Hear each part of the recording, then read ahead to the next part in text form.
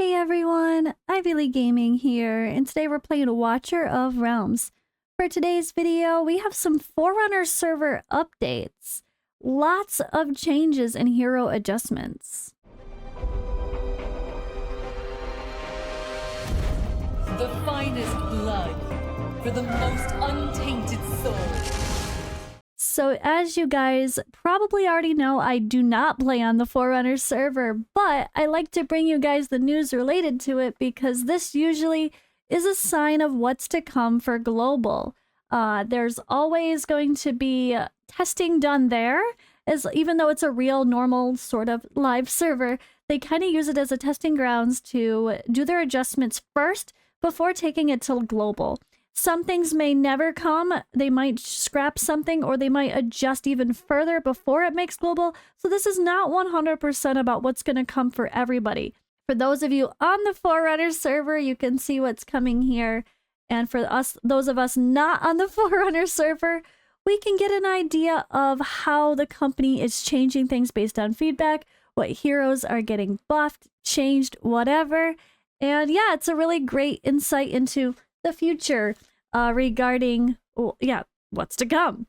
So the most recent one I had talked about background fighting, and then some adjustments to Cratch with the hero cost and Sargok as well, getting quite a nice buff I hear from us. So I think someone commented that was a heavy Sargok user that said this is actually a very good buff for Sargok. I haven't used him in forever, so I hardly even remember his kit at this point, but that's really nice to know. But before that, we also got a bunch of artifacts added to the game. We got Guild Boss playtest mode was added, and then some adjustments to Hex based on those artifacts that were added, but it's not going to hurt anything. But yeah, if you keep going on my old videos or in the comments here, you could see a lot of the things that were on the Forerunner server. Adjustments did make it to global in the last update, like the Void Rift, new prologues, the Hex A5 adjustment, the Kriya buff, lots of changes. So again, this is a good sign of what's to come. So let's go through it all. We're excited to inform you about an upcoming update on the 18th. So this is for tomorrow for the Forerunner server.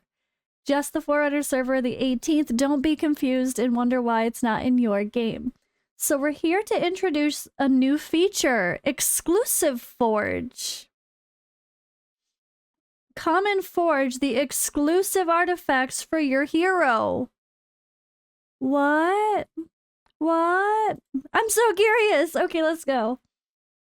All right, so first off, we have some hero adjustments. So Dasomi, this is a hero, of course, that is not owned by many.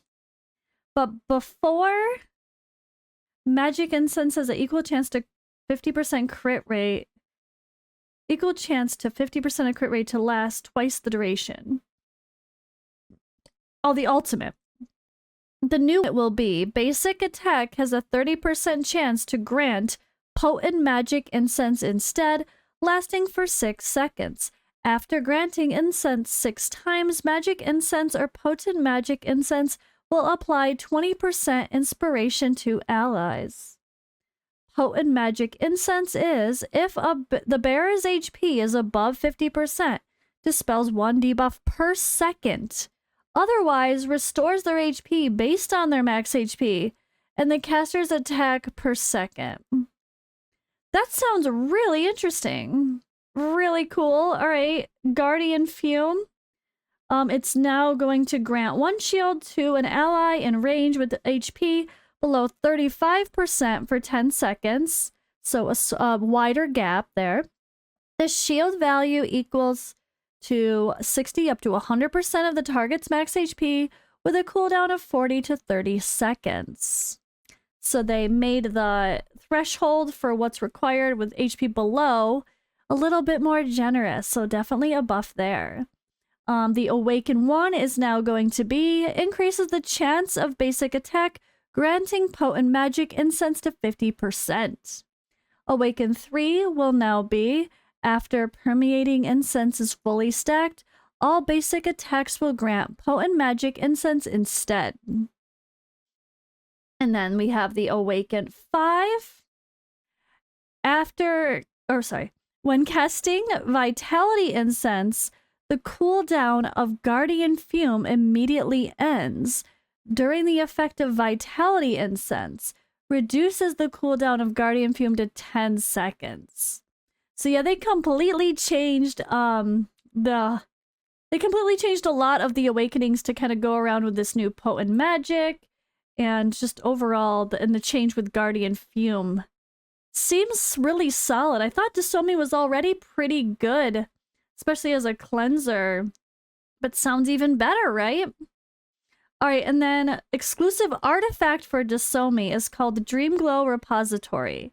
It's now going to be, when basic attack inflicts magic incense, there's a 50% chance to grant the target a shield equal to 10 up to 15% of the target's max HP that lasts for 6 seconds. Okay, so this whole chance to crit thing is kind of being washed away from the kit. I thought that was weird. Maybe the whole kit is just not going to read anything about critting. Now I have to look. Because I remember being like, so okay, this deal is we have to build crit on a healer. What's happening? I remember being a little bit confused by it as someone who has not really looked into using Desomi much yet. But yeah, the talent was regarding as a chance to magic incense has a chance to equal 50% crit to last twice the duration. It's so confusing. Chance equal to 50% crit. So we still have to build this guy with crit rate, right? Right? As I ask. Nothing is. Oh, there's the talent. Ultimate talent. They mean the talent. Yeah, it sounds like they're getting rid of this weird critness of their kit. Okay, I'll take it. Less confusing, less strange for a build. We're also getting a buff for Lagaru, the Wolf King. All right, Lagaru, guys. Skill enhancement. All right, the ultimate talent. Ultimate talent. Don't call it the ultimate talent. They're two different things. The talent and the ultimate are two different things. They're just trying to confuse us, guys. So before, that's why I was confused about the wording there.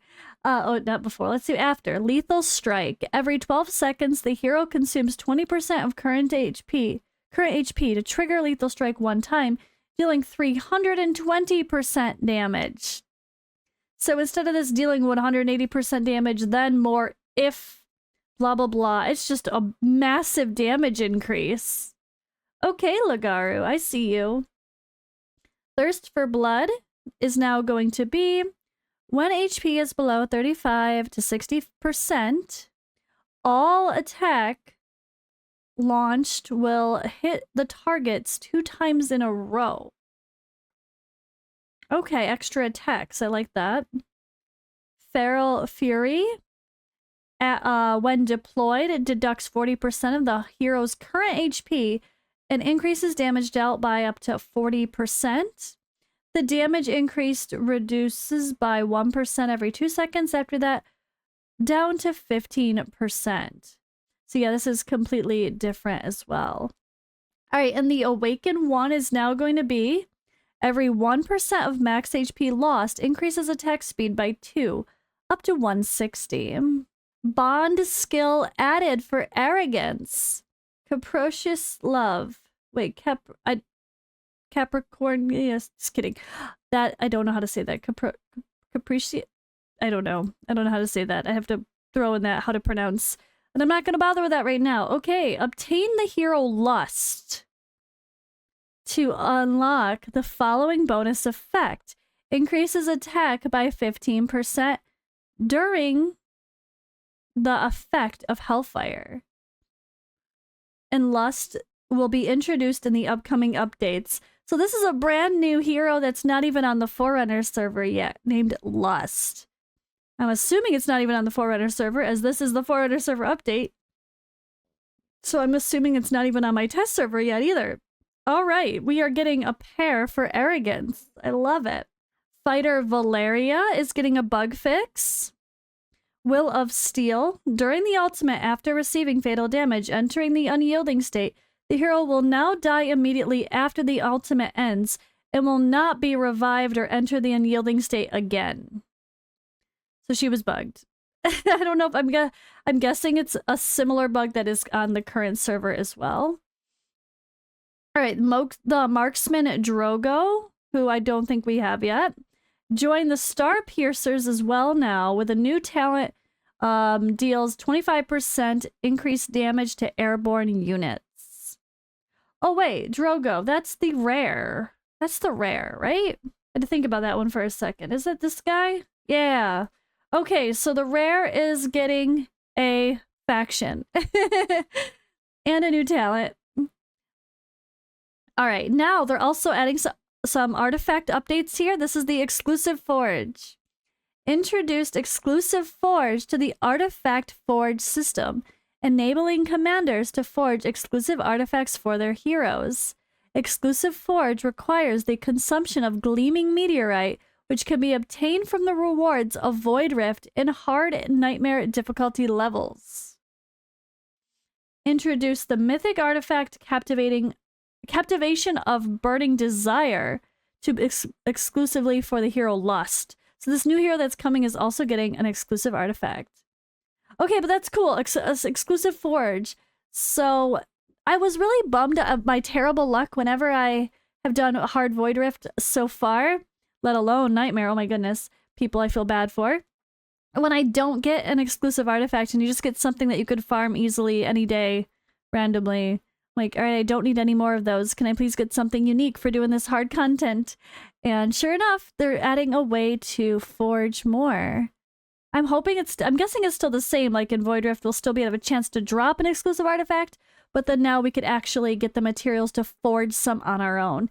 That will be great. They really need to increase the space. Why is that not mentioned with artifacts?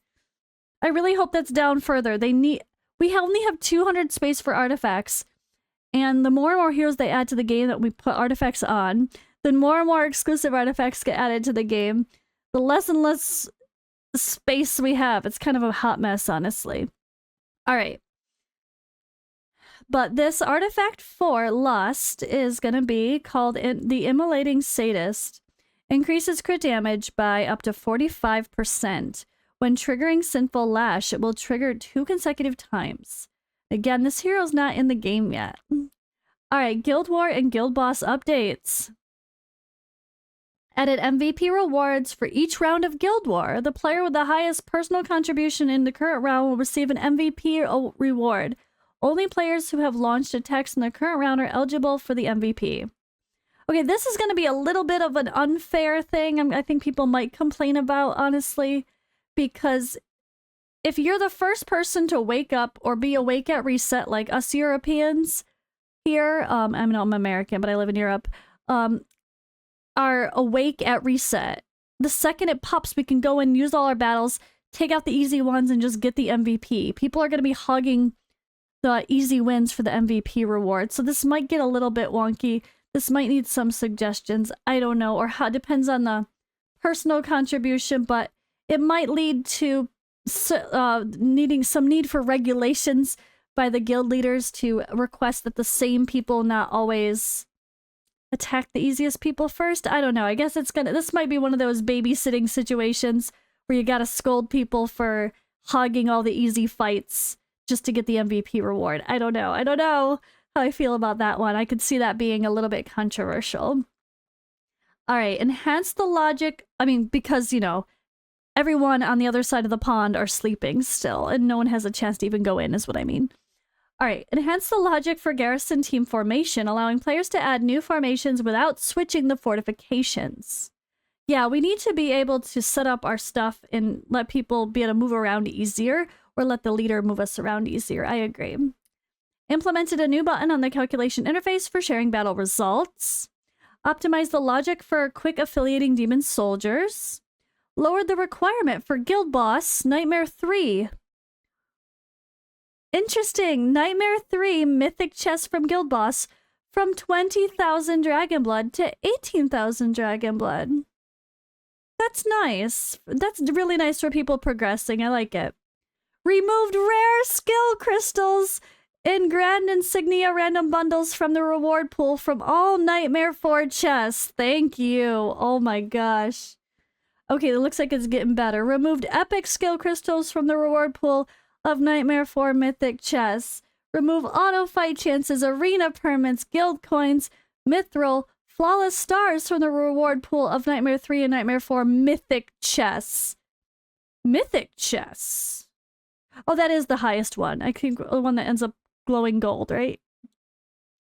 Yes, yes, yes. When we get gold, we want it to be that one special thing. We're looking for those soul stones. We're looking for a legendary summoning crystal, a legendary skill crystal. Those are the things we need. Okay, maybe even an ancient summon, that's fine. But everything else should be in the lower tiers, or not at all, like the rare ones. So that's amazing. I love it. Really, really, really good job. Really good job. Can this come to the global right now, please? When's our next update? All right, increase the quantity of XP rewards in guild boss chests.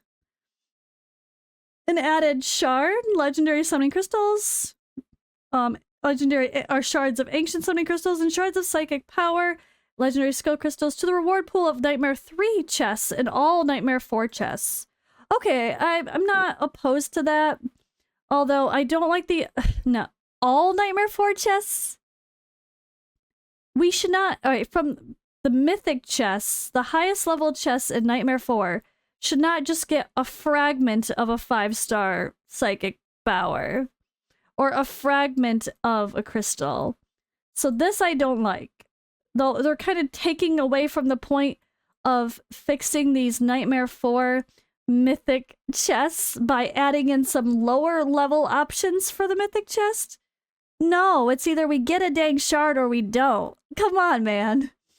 This is a little silly. This should not say all. This all except mythic, the lower level ones. Okay. But don't take away our chances of getting one ancient shard by giving us, or one ancient summoning crystal by giving us shards of ancient summoning crystals for the same reward.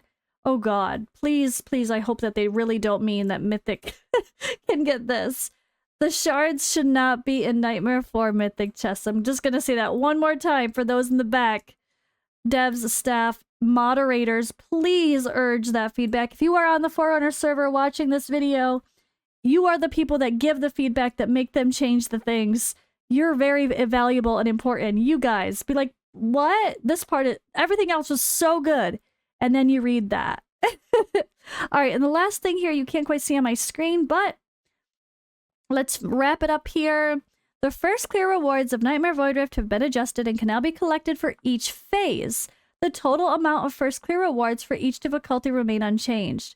Oh, I love that. So if you could only clear like the first 2 phases, but you're stuck on the 3rd phase, you at least can get the first clear reward and not have to do the whole thing to get it all and then go back and just do something else. I love that. That's very good. Very, very good. Really happy to see that. I think it was some solid really good update. Really, really good update. Great buffs, adjustments, new characters coming, new forge added so we can do exclusive artifacts, giving us even more value for farming Void Rift every week. And amazing changes to the guild boss reward system, except for this very last number 10 is a little bit messy for the highest chest for Nightmare. That should not take away from chances to get. Anyway, mostly amazing. Almost there. But thank you guys for watching. Again, just a reminder, this is the Forerunner server, which is the OG server. It's completely separate than the global normal servers and completely different than the test server that some content creators have. Although some content creators are now getting more access to the Forerunner server instead of another test server as well. So you might see that still, but they are different things. But all right, guys, thank you for watching. Let me know what you think of this update. I think it's a great one. And yeah, I will see you in the next video. I'm actually deciding to post this video before the video I already recorded for When Should You Summon. And in the video for When Should You Summon, I talk about the giveaway winners for my 300 diamond giveaway that we had for 30 winners. And I talk about the really cool thing that the game did with the 25k sub push. So stay tuned for that video later today, and I'll see you in the next one.